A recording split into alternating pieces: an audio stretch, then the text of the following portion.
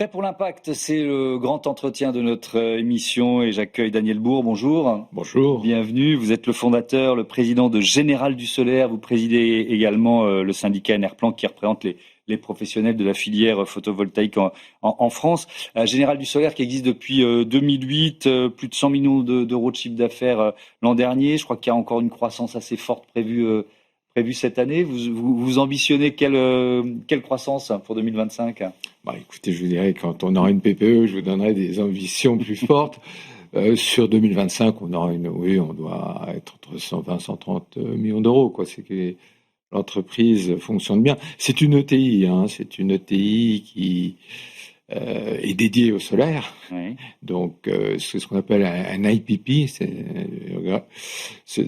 Derrière ce sigle, ça veut dire quoi ? Ça veut dire qu'on développe, construit et exploitons nos centrales. Donc, on est un acteur, je dirais, un des plus importants parmi les indépendants, quoi. Donc, ce qui n'est pas indépendant, c'est ce qu'on appelle les grands énergéticiens qui sont EDF, Engie et Total. Et c'est juste pour donner quelques chiffres, c'est près de 150 collaborateurs, c'est une présence avant tout en France, mais qui se développe beaucoup en Italie, on pourra peut-être en parler. Aussi un peu en Afrique, c'est un sujet qui est pour nous important, où on fait un peu du développement d'électrification rurale, et donc c'est ce qui est important, puisqu'on sait plus de 50% des Africains n'ont pas d'électricité. Donc c'est un sujet qui tient à cœur, mais qui est difficile. Et dans d'autres chiffres, on investit un peu plus de 100 millions d'euros par an, donc c'est un chiffre qui augmente dans toutes ces nouvelles centrales. Nous sommes avant tout au sol, donc avec tous les débats et tout ce qu'il y a dans le développement qu'on voit en France ou en Italie. J'ai une vision un peu européenne de ce qui se passe. Et bon, c'est une entreprise qui effectivement qui se porte bien, se développe bien et qui se porte. C'est le sentiment qu'on a. Alors, vous avez employé le mot qui fâche, la PPE, la programmation pluriannuelle de l'énergie. C'est une loi que vous attendez depuis combien de temps là ? Bon, ça fait plus de 2-3 ans qu'on en parle. Oui. C'est une loi un peu fantôme, une loi un peu une arlésienne. Et puisqu'on en parle, je veux dire quelque chose qui est un peu choquant. L'énergie est quand même dans le domaine du régalien en France. Et c'est soudain politisé de manière non rationnelle. C'est-à-dire que chacun a pris une position pour les ENR, pour le nucléaire, pour tout ça. Mais in fine, c'est pas ça le débat. Le débat, il doit être économique. Le débat, il doit être de dire qu'est-ce qu'on veut sur le temps. C'est un temps long, l'énergie. Bien sûr. Et c'est pour ça que l'État doit intervenir, parce qu'on ne joue pas sur l'année, on ne joue pas ça, on joue sur des nombreuses années. Et ce qui est incroyable, c'est quand on voit ce qui s'est passé il y a 3 ans, quand il y a eu soudain cette hausse énorme du coût de l'électricité, de l'énergie. 3 ans après, on a une situation un peu inverse et on a le sentiment que ça affole un peu tout le monde et qu'on est dans des schémas de stop and go qui est compliqué. Mais cette loi de programmation, à quel point elle est indispensable ? Parce que finalement, la filière, elle avance sans cette loi depuis 3-4 ans, quoi. Alors, elle est indispensable. D'abord, parce que je pense que ce que je vous disais, c'est qu'il faut une vision. Il faut une vision. Oui. Donc, on a besoin de cette visibilité et cette loi donne la visibilité. Le deuxième aspect qui est important, c'est que ça donne aussi les moyens à l'État d'intervenir pour aider les filières ou pas. S'il n'y a pas de plan vis-à-vis de l'Europe, on ne peut plus faire. Donc là, on est dans une situation qui peut durer éventuellement, parce qu'il y a l'ancienne qui court encore jusqu'en 2028, mais tout ça est bâtard. Et la vraie question qui est posée, c'est est-ce que c'est du ressort de l'État, donc vraiment de régalien, ou est-ce qu'on en fait une sorte de débat politique qui, dans le contexte actuel, mais honnêtement, bloque tout. Malheureusement, on en est là. C'est-à-dire que on a le sentiment que les politiques vont hésiter, par exemple, à dire « Allez, on met le paquet sur l'éolien » parce que c'est devenu un enjeu politique dont s'est emparée une partie de l'échiquier qui va dire « Ah non, l'éolien, c'est nouveau ». Vous voyez ce que je veux dire ? Donc c'est ça qui freine les décisions, d'après vous ? Attendez, la peur d'être accusé. La peur de s'engager, mais ce qui est assez étonnant, c'est quand on questionne les Français. Il y a eu un sondage important qui a été fait sur les ENR il y a 2-3 mois, qui montre qu'ils sont plébiscités. Oui, c'est un sondage Bachelet d'ailleurs. C'est Ilifop qui a fait ce sondage au mois de mai pour Engie. 84% des Français ont une bonne image des énergies renouvelables et le solaire d'ailleurs arrive encore un peu plus haut, à 89%. Ouais. Donc ça pose des questions. Comment est-ce qu'on peut avoir des débats comme ça, je ne vais pas dire haineux, tellement conflictuels, avec des contre-vérités qui sortent tout le temps, alors que le débat, il doit être avant tout, je veux dire, économique, mais en se projetant dans le temps. Et pas avec un débat de dire, aujourd'hui, il se fait ça. Non, quand on investit dans une centrale, nous, c'est 40 ans.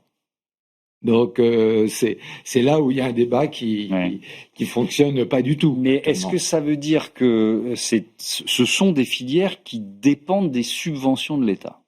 Alors, c'est plus compliqué que ça, parce qu'on est passé d'un système où c'est l'État, effectivement, qui décidait, là, on revient sur le régalien, un peu du niveau de prix, et j'allais dire, la libéralisation de l'énergie en Europe, qui peut poser à elle une question politique, mais qui est un fait actuellement, aboutit à ce qu'il y ait des hauts et des bas. Donc, il y a des années où on va rapporter beaucoup d'argent à l'État, parce que il nous fixe un système d'appel d'offres, il va nous comparer au prix de marché. C'était le cas il y a 3-4 ans. Puis il y a des moments où effectivement l'État doit débourser, notamment, c'est ce qui se passe actuellement, où il y a manifestement trop d'électricité qui n'est pas forcément bien gérée. Donc il y a des multiples questions qui sont posées, mais moi j'insiste, tout ça doit être avec une vision économique, rationnelle dans le temps. Donc il y a des scénarios qui sont faits par RTE, et qui sont des scénarios qui sont ce qu'ils sont, qui doivent être réactualisés régulièrement, parce que la réalité n'est pas toujours celle des scénarios, mais ça ne change pas une vision à long terme qu'on doit avoir. Ouais. Quand vous lisez, je crois que c'était il y a 3 semaines, cette tribune d'un certain nombre d'élus, de personnalités, je vais citer François-Xavier Bellamy, Robert Ménard, Alexandre Jardin, qui disent la priorité doit donner aux renouvelables au détriment du nucléaire pourrait faire doubler les factures d'électricité des Français. Ils parlent de bombes à retardement, etc. C'est ce qu'on appelle les fake news, sorties purement par du politique. C'est là où je vous dis, le problème, on revient à notre problème initial, c'est du politique. Ça ne correspond même pas à ce que veulent forcément leurs électeurs, mais c'est du politique, une sorte de position qui se met à gauche, à droite, et qui a honnêtement, pour nous, pas beaucoup d'intérêt. Mais il y a quand même une question d'acceptabilité par les riverains. Alors, c'est assez... Vous parliez tout à l'heure du sondage qui a été fait. Ce qui est intéressant, c'est que les riverains sont encore ceux qui en demandent le plus. C'est pas toujours vrai, par exemple, sur les projets de parcs éoliens. Il y a quand même je ne veux pas parler d'éolien, parce que je connais moins. Secteur, mais... Non, mais l'acceptabilité, honnêtement, dans le solaire, elle est a priori très bonne. Il peut se poser des questions quand il y a des très très grandes centrales qui se font et qui prennent un espace important, mais globalement, il n'y a pas de rejet. On a un bon soutien des élus. De toute façon, toutes nos centrales, et je reviens dessus, on est lié au territoire. On n'est pas quelque chose qui est national, c'est quelque chose qui est vraiment proche du territoire, et il n'y a pas de centrale qui peut se faire sans le soutien des élus locaux. Donc, il peut y avoir des tas de raisons locales pour que de temps en temps, il y ait des gens qui bloquent, etc. Honnêtement, c'est pareil, je les exhorte plutôt à discuter avec les porteurs de projets et à permettre effectivement de voir comment améliorer le projet pour qu'il n'y ait pas d'impact. Nous, l'impact, on le connaît, c'est un impact qui est éventuellement visuel, donc un impact sur comment bien cacher ça. Honnêtement, c'est pas difficile avec des haies. Pour cacher des centrales solaires, vous pouvez passer à côté et vous la verrez pas.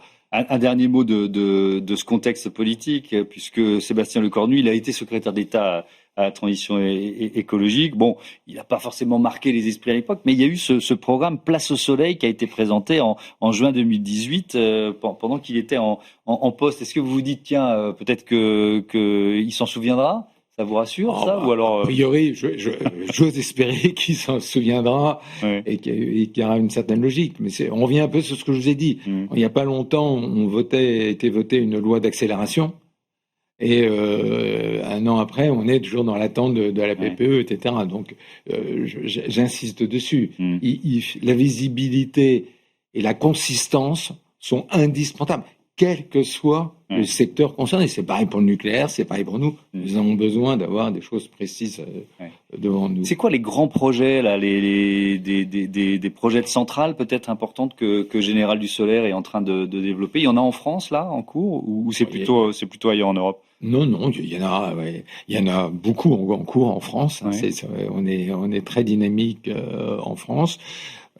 C'est vrai que les gros projets, il y a deux types de questions. Ça, l'acceptabilité locale, donc c'est ce travail avec les élus locaux qui fait que c'est possible ou c'est pas possible.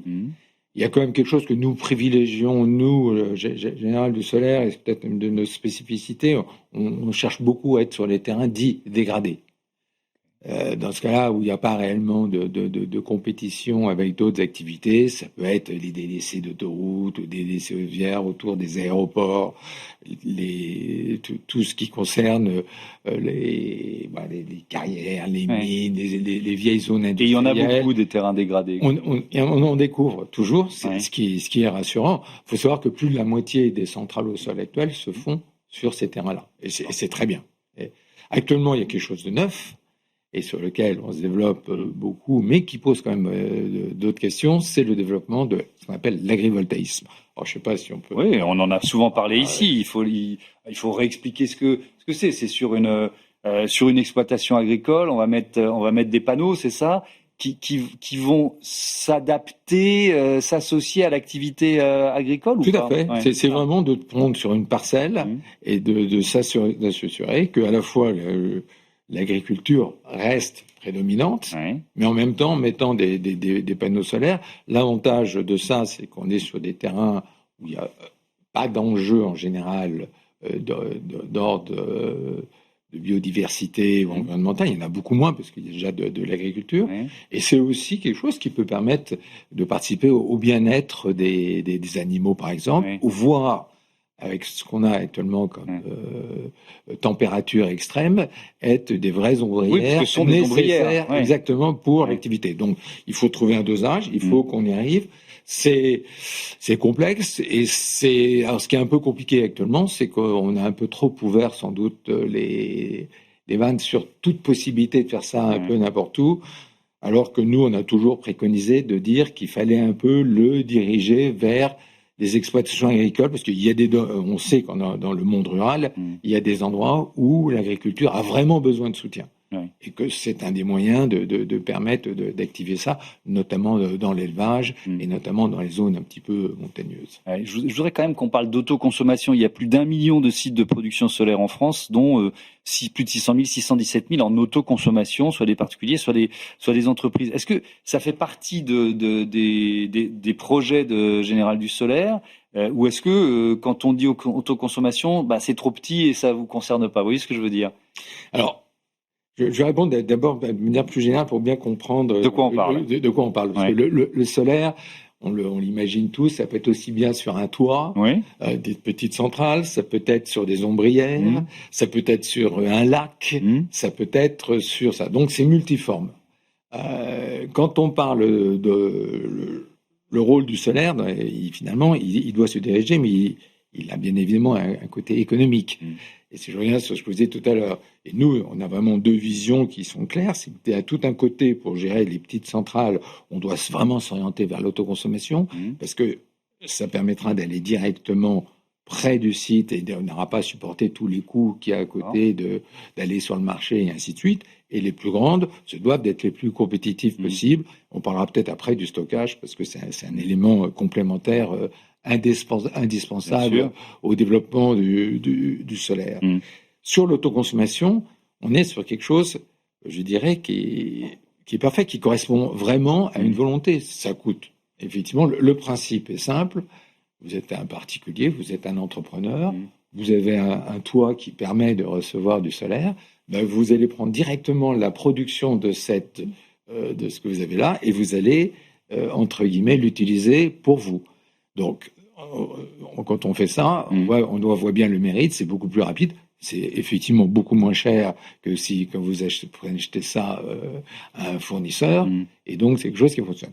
Ceci étant dit, c'est vrai aussi que à travers l'autoconsommation, on a aussi besoin de vendre le surplus, parce qu'on n'est pas toujours le bon moment où on a de l'électricité, celui où on consomme. Ce qui veut dire quoi? C'est que maintenant, derrière l'autoconsommation, qui, je vous dis, est destinée à un développement fort, j'allais dire inévitable, il y a aussi maintenant des systèmes de pilotage, qui est de dire, quand ça produit, à 12 heures, je vais mettre en marche ma machine à laver, mon chauffe-eau, mon véhicule électrique, etc. Parce que je sais que je produis, et là, j'ai envie de l'utiliser, etc. C'est tout ce travail-là qui va se faire, y compris avec des petites batteries, si on veut augmenter le niveau de l'autoconsommation. Et alors, il y a eu cet été un certain nombre de cas d'incendies dans des maisons équipées de panneaux solaires. C'est des défauts d'installation, ça? Ou alors il y a... Parce qu'évidemment, il y a eu des très fortes chaleurs, des épisodes de canicule. Comment vous réagissez à ça? À ma connaissance, il n'y en a pas eu beaucoup. Particulièrement cet été, la question qui peut se poser, c'est quand il y a des incendies, je dirais, de forêt, ou il y a des centrales à côté, qu'est-ce qui se passe là? Mais par rapport à ce qui est dit sur... c'est une question d'image aussi qui est liée à ça. C'est avec les craintes qu'on peut avoir. Mais j'allais dire, crainte légitime. L'électricité, c'est quelque chose de sérieux. C'est pas quelque chose qu'on s'amuse à bricoler tout seul. Donc il faut des spécialistes, et il faut des spécialistes qualifiés. Et nous, c'est quelque chose qu'on demande et sur lequel un syndicat comme État-Plan travaille beaucoup, c'est la qualification et s'assurer que tous les installateurs ont les bonnes qualifications et que, je le dis toujours à tous ceux qui veulent le faire, assurez-vous bien que votre installateur a les bonnes qualifications pour faire ça. Donc il y a des labels, il y a des choses qui sont claires et qui... CaliPV, par exemple, est le label qu'on a mis en place avec un autre syndicat, le CERP, pour que beaucoup d'installateurs là, on pense qu'il faut que tout le monde ait CaliPV ou l'équivalent, ne pas s'assurer à avoir un peu n'importe quoi. CaliPV pour photovoltaïque, évidemment. Donc ce syndicat des professionnels de l'énergie solaire que vous présidez, Enerplan, soutient l'idée d'une réindustrialisation de la France. Vous dites l'idéal, ce serait de viser les 50% de panneaux d'origine européenne pour nos projets.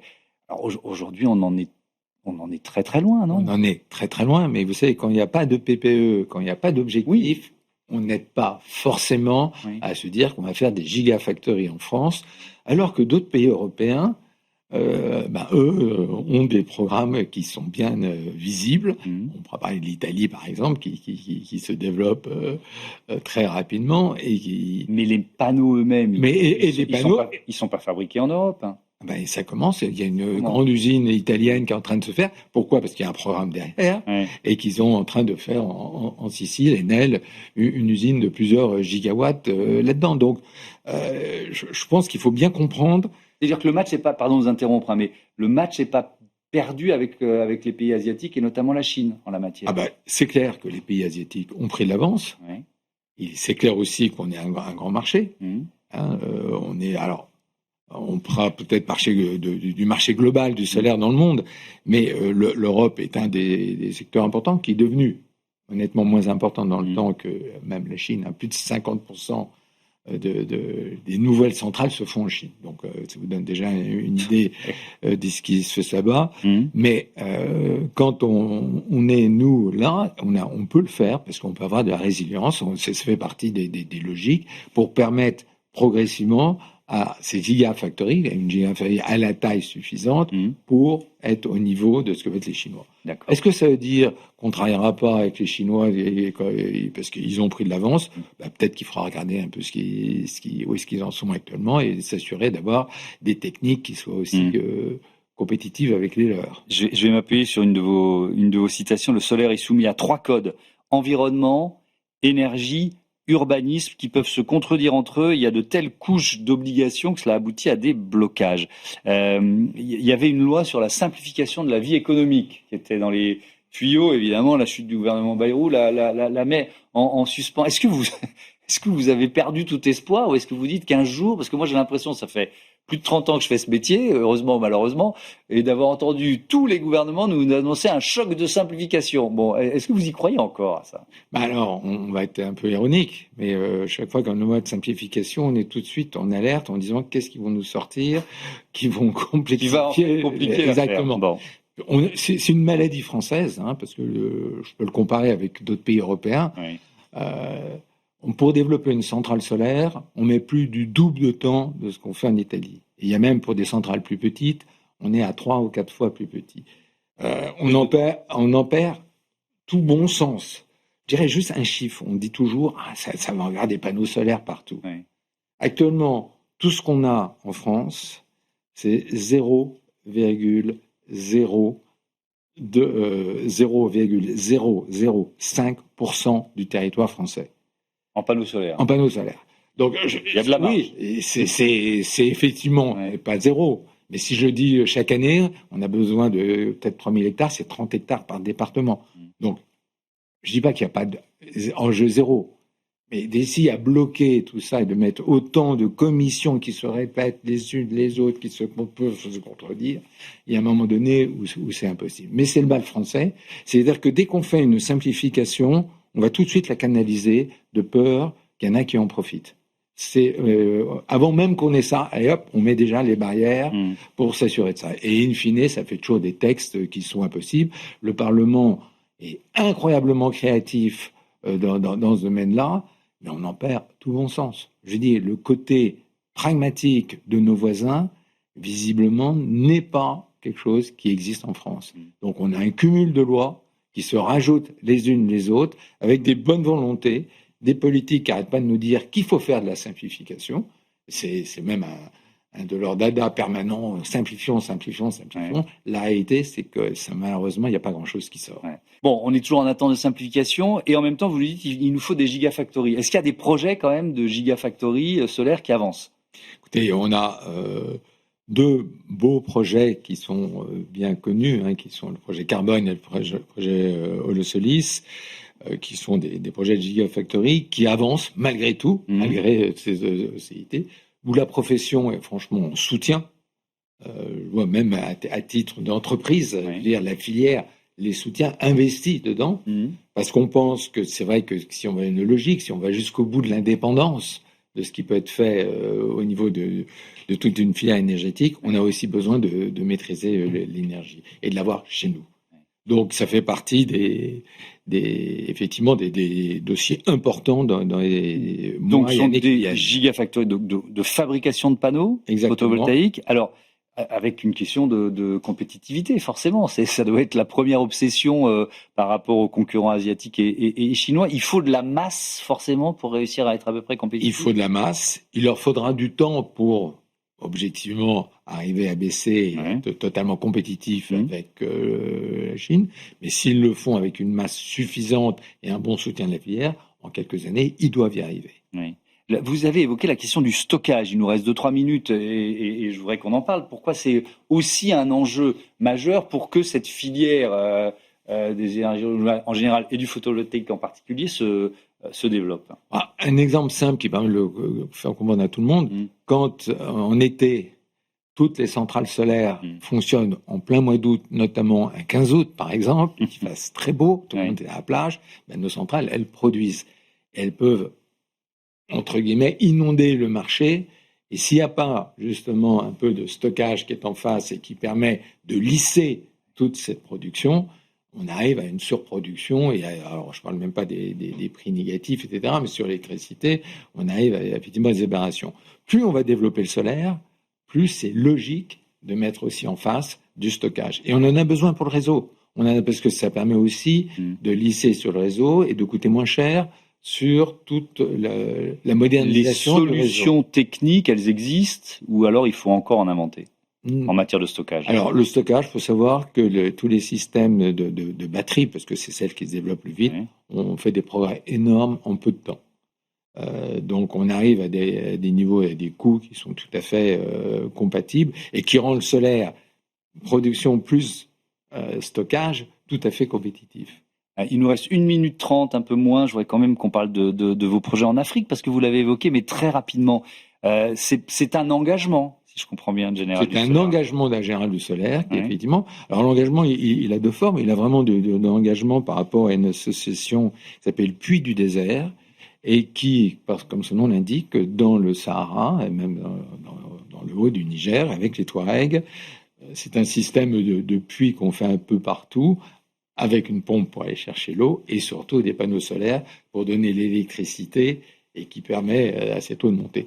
Il y en a déjà une vingtaine qui sont installés, et pour être honnête, c'est quelque chose qui marche très bien. Il faut aider ce genre d'associations qui sont proches du terrain, et c'est les Touaregs eux-mêmes qui gèrent l'ensemble. Donc c'est un bel exemple. Sinon, dans le reste de l'Afrique, pour voir ça, le gros enjeu, c'est l'électrification rurale. On y travaille avec des mini-grids, mais j'ajouterais, c'est très compliqué. Merci beaucoup, Daniel Bourg, et à bientôt sur Be Smart for Change. On passe tout de suite à notre rubrique Startup.